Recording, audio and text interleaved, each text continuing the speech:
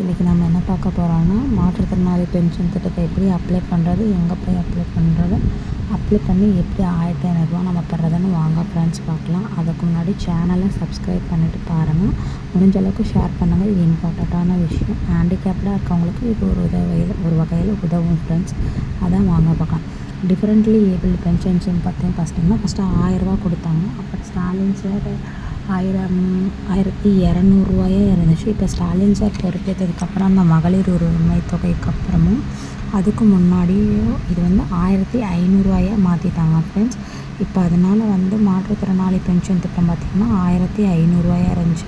1000 1500 வரைக்கும் நம்ம ஸ்டாலின் சாரால் இந்த மாற்றுத்திறனாளிகள் உதவித்தொகை உயர்ந்துருச்சு. இதுக்கு என்னென்ன டாக்குமெண்ட் வைக்கணும், எப்படி வைக்கணும், எப்படி அப்ளை பண்ணுறதுன்னு வாங்க ஃப்ரெண்ட்ஸ். ஃபஸ்ட்டு மாற்றுத்திறனாளி அட்டை இருக்கணும். அந்த மாற்றுத்திறனாளி அட்டை இருந்தால் தான் இந்த ஸ்கீமுக்கே அப்ளை பண்ண முடியும்.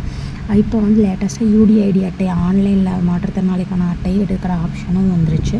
அதனால் அதை அடுத்த வீடியோவில் எப்படி அப்ளை பண்ணுறதுன்னு பார்க்கலாம். இப்போ இந்த மாற்றுத்திறனாளி பென்ஷன் திட்டத்துக்கு எப்படி அப்ளை பண்ணுறதுன்னு வாங்க பார்க்கலாம்.